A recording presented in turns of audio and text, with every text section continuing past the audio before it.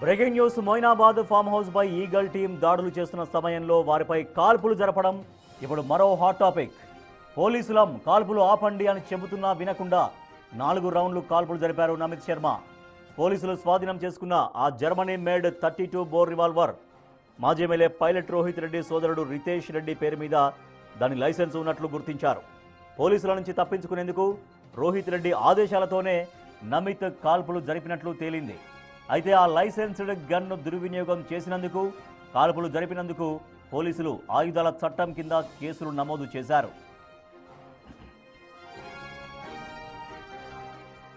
మొదటి విడత యూరిన్ టెస్ట్లో నెగిటివ్ వచ్చిన ఏలూరు ఎంపీ పుట్టా మహేష్కు రెండోసారి నిర్వహించిన రక్త పరీక్షల్లో మెథాంఫెటమిన్ తీసుకున్నట్లు పాజిటివ్ వచ్చిందని పోలీసు వర్గాలు వెల్లడించడం సంచలనంగా మారింది. దీంతో ఎంపీపై ఎన్డీపీఎస్ యాక్ట్ కింద కేసు నమోదు చేసి నోటీసులు జారీ చేశారు. ఇప్పటికే రోహిత్ రెడ్డి, రితేష్ రెడ్డి, నమిత్ శర్మలను కోర్టు 14 రోజుల రిమాండ్కు పంపించింది.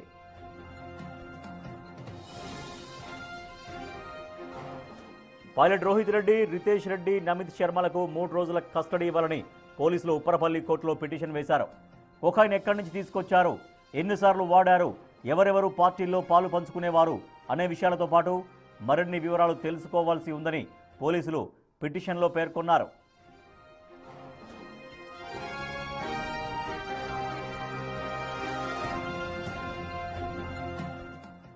మొయినాబాద్ ఫామ్ హౌస్ పైన ఈగల్ టీం దాడులు చేసి డ్రగ్స్ తీసుకున్న వాళ్ళపైన అటాక్ చేసి వాళ్ళందరినీ కూడా డ్రగ్స్ తీసుకున్నట్టుగా పాజిటివ్ ఎవరెవరికి వచ్చిందనే దానిపైన పూర్తిగా తేలిన తర్వాత వాళ్ళపైన కేసులు నమోదు చేశారు. అయితే ఇక్కడ దాడులు చేసినటువంటి సమయంలో ఆ మొయినాబాద్ ఫామ్ హౌస్ పైన అటాక్ చేసినటువంటి సమయంలో వారిపైన కాల్పులు జరపడం అనేది ఇప్పుడు మరో హాట్ టాపిక్గా మారింది. మేము పోలీసులం కాల్పులు ఆపండి అని చెబుతున్నా కూడా వినకుండా మొత్తం 4 రౌండ్లు కాల్పులు జరిపాడు నమిత్ శర్మ. సో పోలీసులు స్వాధీనం చేసుకున్నారు ఆ రివాల్వర్ని. అది జర్మనీ మేడ్ 32 బోర్ రివాల్వర్ మనం చూస్తున్నాం విజువల్స్లో.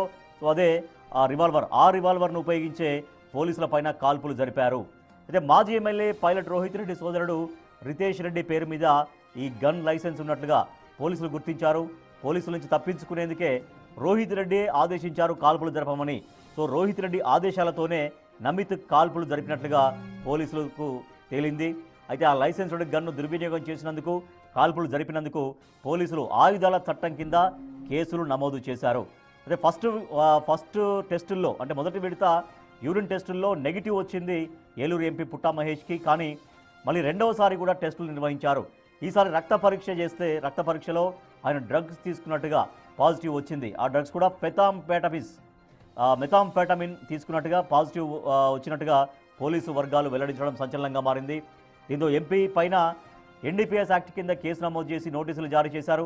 ఇప్పటికే రోహిత్ రెడ్డి, రితేష్ రెడ్డి, నమిత్ శర్మలను కోర్టు 14 రోజుల పాటు రిమాండ్కు పంపించింది. ఇక పైలట్ రోహిత్ రెడ్డి, రితేష్ రెడ్డి, నమిత్ శర్మలకు 3 రోజుల పాటు కస్టడీకి ఇవ్వాలి అంటూ పోలీసులు ఉప్పరపల్లి కోర్టులో పిటిషన్ వేశారు. కొకైన్ ఎక్కడి నుంచి తీసుకొచ్చారు, ఎన్నిసార్లు వాడారు, అక్కడ పార్టీలు ఎప్పటి నుంచి నడుస్తున్నాయి, ఆ పార్టీలో రెగ్యులర్గా ఎవరెవరు వచ్చేవాళ్ళు, ఎవరెవరో పార్టీల్లో పాల్గొనేవారు అనే విషయాలతో పాటుగా ఇంకా మరిన్ని వివరాలు తెలుసుకోవడం కోసం పోలీసు కస్టడీ కోసం ఉప్పరపల్లి కోర్టులో పిటిషన్ దాఖలు చేశారు పోలీసులు. మా ప్రతినిధి విజయ్ మరింత సమాచారం ఇస్తారు. విజయ్, ఇప్పటికే ఉప్పరపల్లి కోర్టులో పిటిషన్ దాఖలు చేశారు పోలీసులు ముగ్గురికి సంబంధించినటువంటి కస్టడీ కోసం. సో ఏం జరిగే అవకాశం ఉంది, కస్టడీకి ఇచ్చే అవకాశం ఉందని తెలుస్తోందా? దీంట్లో జరుగుతున్నటువంటి ఆ ప్రొసీజర్, పోలీసుల దర్యాప్తు ఎట్లా కొనసాగుతుంది డ్రగ్స్ వ్యవహారంలో? అలాగే అక్కడ దాడులు చేస్తున్నటువంటి సమయంలో అంటే వాళ్ళని పట్టుకునే సమయంలో కాల్పులు జరిగినట్టు ఆ ఎపిసోడ్ పైన కూడా పోలీసులు ఎట్లా దర్యాప్తు కొనసాగిస్తున్నారు? అయితే ఖచ్చితంగా 3 రోజుల పాటు కస్టడీకి ఇచ్చేటువంటి అంటే ఎంక్వైరీ కోసం ఇచ్చేటువంటి అవకాశం అయితే కనిపిస్తూ ఉంది ఆ పోలీసులకు. ఎందుకంటే ఉప్పరపల్లి పోలీస్ స్టేషన్లో ఇప్పటికే పోలీసులు అయితే ఇటు పిటిషన్ కూడా దాఖలు చేసినటువంటి పరిస్థితి ఉంది. అయితే గతంలో కూడా ఇటు పుట్టా మహేష్తో పాటు అతని స్నేహితుడు నమిత్ శర్మలకు ఇదివరకే మాదక ద్రవ్యాలు వినియోగించేటువంటి అలవాటు ఉన్నట్టుగా పోలీసులు అయితే కొంత అభియోగం వారిపైన చేస్తూ ఉన్నారు. ఎందుకంటే ఇక్కడ ప్రధానంగా చూసుకున్నట్లయితే నమిత్ శర్మ అలాగే ఈ పుట్టా మహేష్ నుంచి సేకరించినటువంటి నమూనాల్లో చూసుకున్నట్లయితే కేవలం కొకైనే కాకుండా వారిద్దరి నమూనాల్లో యాంటాఫిటమిన్ అలాగే మెథా యాంటాఫిటమిన్ అనేటువంటి 2 రకాల కెమికల్స్ అయితే వారి రక్త నమూనాల్లో కనుగొనబడ్డాయి. ఇటు కోకైన్తో పాటు ఈ 2 నమూనాలు కనుగొనబడడం అనేది కొంత ఇక్కడ గందరగోళంగా అయితే కనిపిస్తూ ఉంది. ఎందుకంటే కేవలం 0.26 గ్రామ్స్ మాత్రమే ఆ పార్టీలో కొకైన్ అనేది దొరికింది.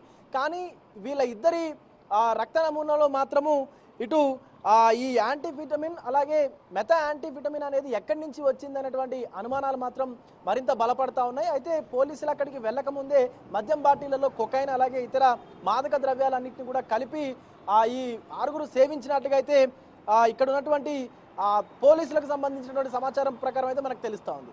ముఖ్యంగా నమిత్ శర్మ అలాగే రోహిత్ రెడ్డి తమ్ముడు రితేష్ రెడ్డి అలాగే పుట్ట మహేష్తో పాటు రవి కూడా దీంట్లో ముఖ్యంగా మత్తు పదార్థాలు తీసుకున్న దాంట్లో అయితే పాజిటివ్గా ఉన్నారు. కాబట్టి సో ఎక్కడి నుంచి ఇదంతా వచ్చింది అనేటువంటి దానిపైన కూడా ఇప్పటికే పోలీసులు ఆరా తీశారు. దీనికి సంబంధించి బెంగళూరుకు సంబంధించినటువంటి ఒక వ్యక్తి ఈ ఏదైతే రోహిత్ రెడ్డికి స్నేహితుడిగా ఉన్నటువంటి రవి సిమ్లాకి వ్యాపారం నిమిత్తం వెళ్ళినప్పుడు అక్కడి నుంచి సుమారుగా 15,000 రూపాయల వరకు కూడా ఈ కొకైన్ని కొనుగోలు చేసి తీసుకొచ్చినట్టుగా అయితే ఫస్ట్ రోహిత్ రెడ్డికి చెప్పారు. అనంతరం ఏదైనా పార్టీ ఏర్పాటు చేసి దాన్ని సేవించేటువంటి విధంగా వీళ్ళంతా ప్లాన్ చేసినట్టుగా తెలుస్తూ ఉంది. అయితే ముఖ్యంగా ప్లాన్ చేసినటువంటి అనంతరం వీళ్ళందరూ కూడా గత 14వ తారీఖున డ్రగ్స్ పార్టీ ఏర్పాటు చేసుకోవడము, ఆ డ్రగ్స్ పార్టీ దాంట్లో వివిధ రకాల విదేశీ మద్యం బాటిలతో పాటు ఇటు కొకైన్ కూడా తీసుకోవడం అనేది జరిగింది.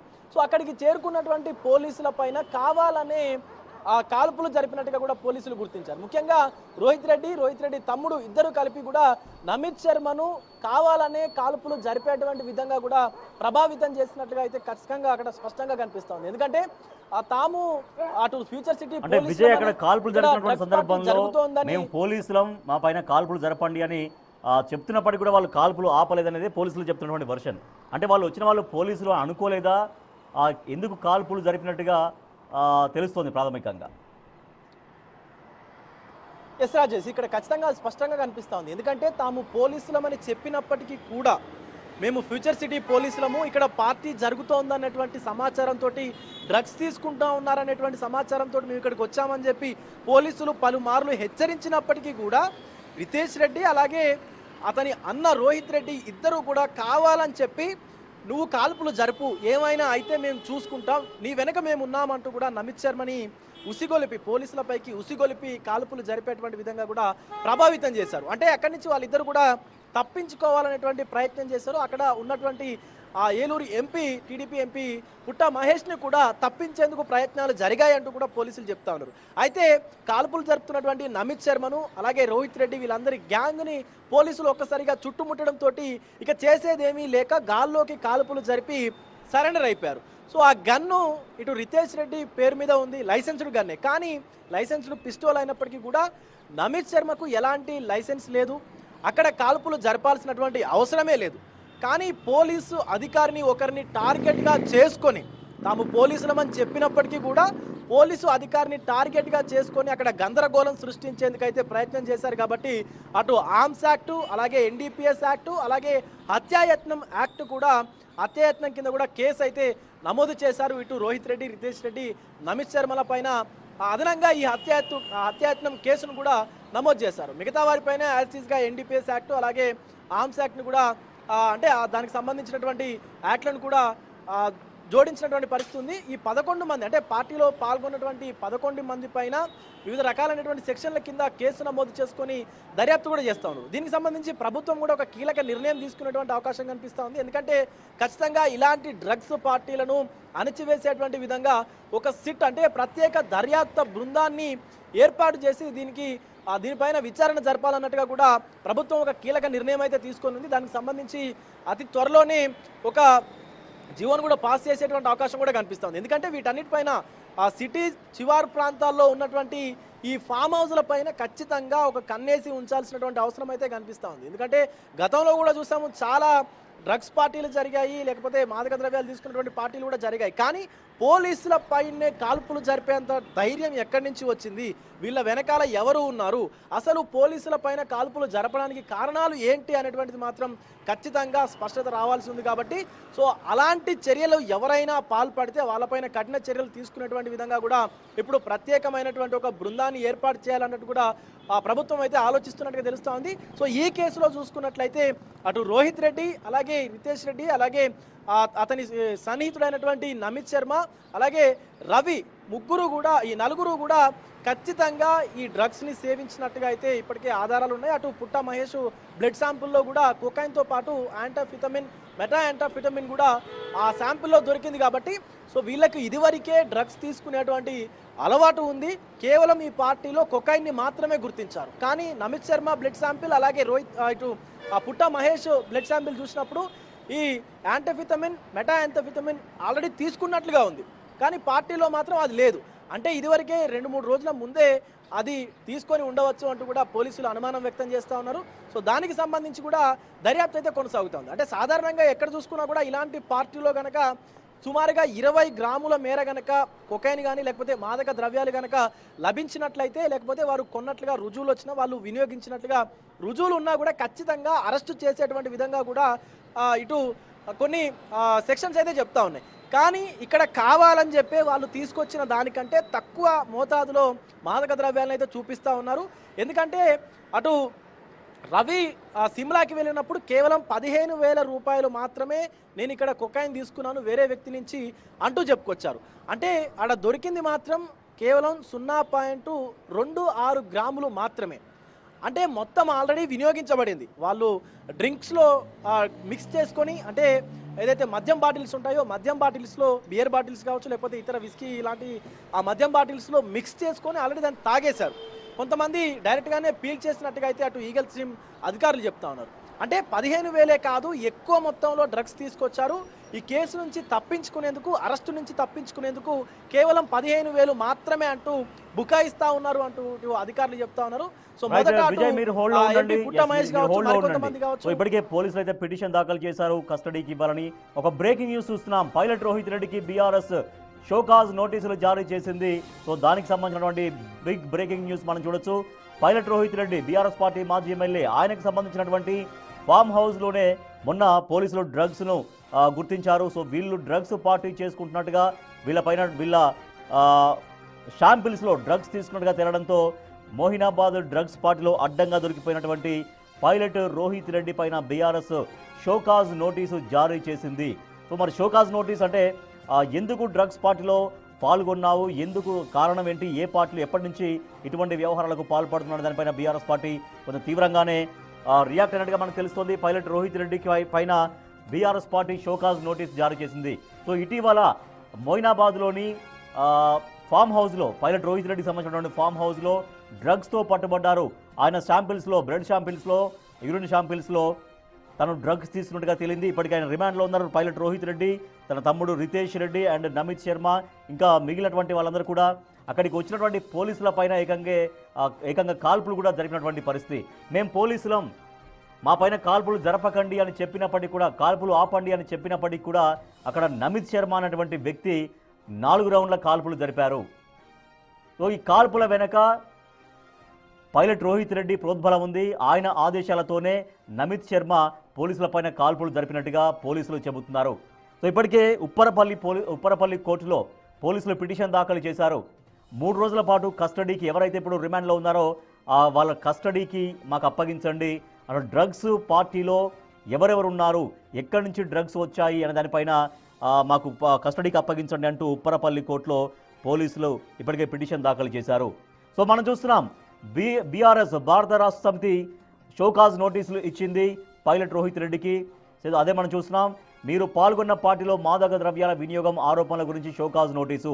వివిధ మీడియా నివేదికలు మరియు ఇతర విశ్వసనీయ సమాచారం ద్వారా హైదరాబాద్ పరిసర ప్రాంతంలో జరిగిన ఒక సమావేశంలో మీరు హాజరై ఉండగా అక్కడ మాదక ద్రవ్యాలు వినియోగించబడ్డాయని ఆరోపణలు వెలువడిన విషయం పార్టీ ఉన్నత నాయకత్వం దృష్టికి వచ్చింది. ఈ వార్తలు విస్తృతంగా మీడియాలో ప్రసారం కావడంతో పాటు పార్టీకి మరియు ప్రజల్లో కూడా తీవ్ర ఆందోళన కలిగించాయి.